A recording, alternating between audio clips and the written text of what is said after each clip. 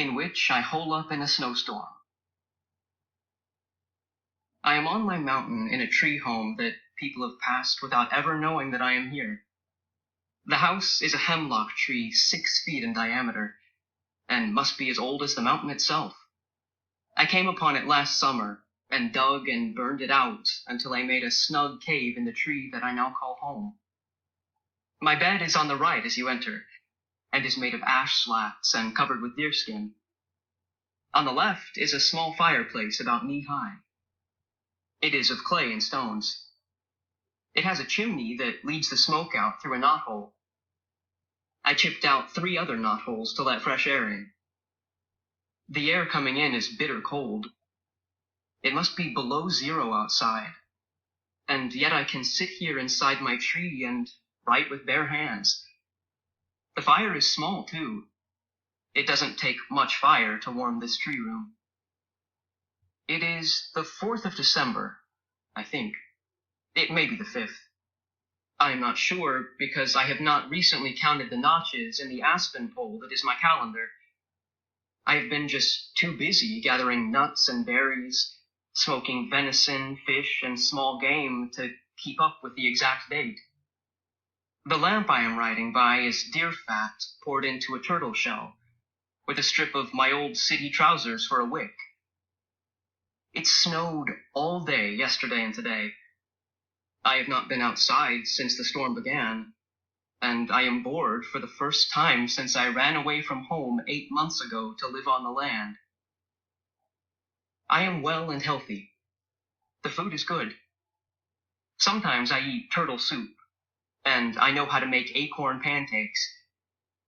I keep my supplies in the wall of the tree, in wooden pockets that I chopped myself. Every time I have looked at those pockets during the last 2 days, I have felt just like a squirrel, which reminds me, I didn't see a squirrel 1 whole day before that storm began. I guess they are holed up and eating their stored nuts too.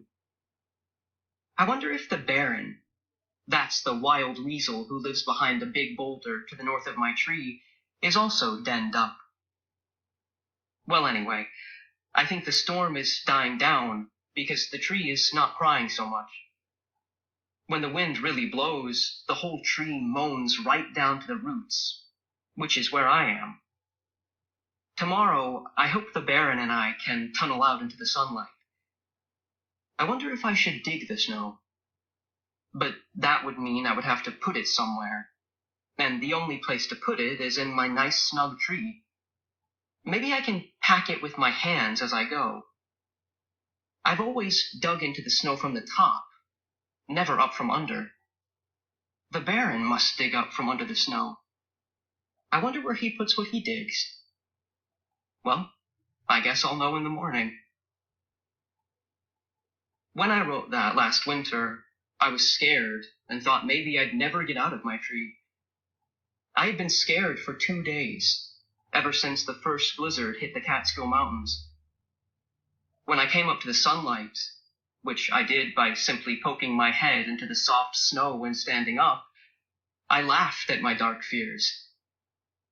Everything was white, clean, shining, and beautiful. The sky was blue, blue, blue. The hemlock grove was laced with snow. The meadow was smooth and white, and the gorge was sparkling with ice. It was so beautiful and peaceful that I laughed out loud. I guess I laughed because my first snowstorm was over, and it had not been so terrible after all. Then I shouted, "I did it!"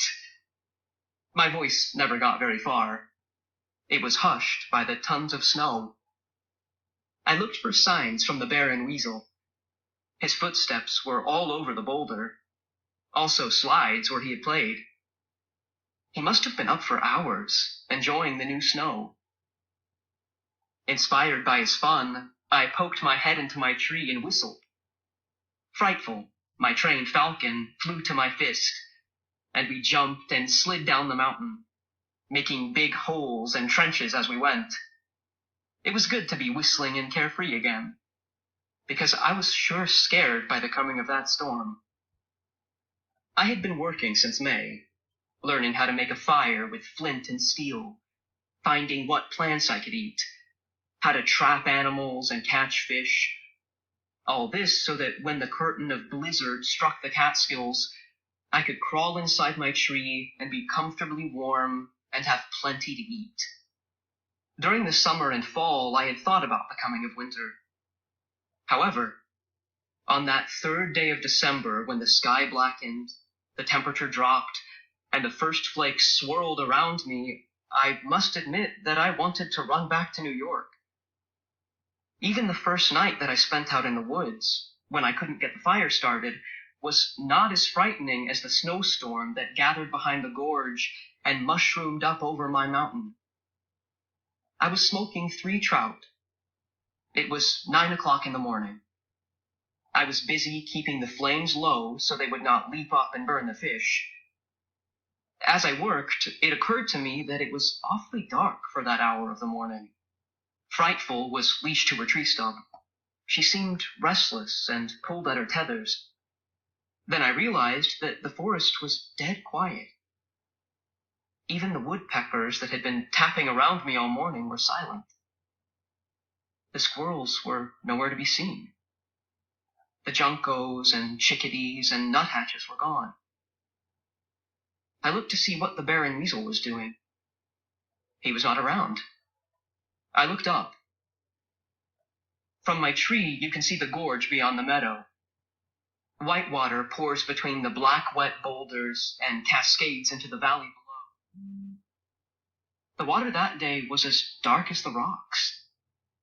Only the sound told me it was still falling.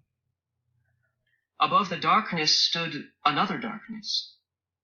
The clouds of winter, black and fearsome. They looked as wild as the winds that were bringing them. I grew sick with fright. I knew I had enough food. I knew everything was going to be perfectly all right. But knowing that didn't help. I was scared. I stamped out the fire and pocketed the fish. I tried to whistle for Frightful, but couldn't purse my shaking lips tight enough to get out anything but... So I grabbed her by the hide straps that are attached to her legs, and we dove through the deerskin door into my room in the tree. I put Frightful on the bedpost and curled up in a ball on the bed. I thought about New York and the noise and the lights and how a snowstorm always seemed very friendly there. I thought about our apartment, too. At that moment, it seemed bright and lighted and warm. I had to keep saying to myself, there were 11 of us in it. Dad, Mother, 4 sisters, 4 brothers, and me. And not one of us liked it, except perhaps little Nina, who was too young to know. Dad didn't like it even a little bit. He had been a sailor once, but when I was born, he gave up the sea and worked on the docks in New York. Dad didn't like the land. He liked the sea, wet and big and endless. Sometimes he would tell me about great-grandfather Gribley, who owned land in the Catskill Mountains and felled the trees and built a home and plowed the land, only to discover that he wanted to be a sailor. The farm failed, and great-grandfather Gribley went to sea. As I lay with my face buried in the sweet, greasy smell of my deerskin, I could hear Dad's voice saying, that land is still in the family's name. Somewhere in the Catskills is an old beach with the name Gribley carved on it. It marks the northern boundary of Gribley's Folly. The land is no place for a Gribley. The land is no place for a Gribley, I said. The land is no place for a Gribley, and here I am 300 feet from the beach with Gribley carved on it. I fell asleep at that point, and when I awoke, I was hungry.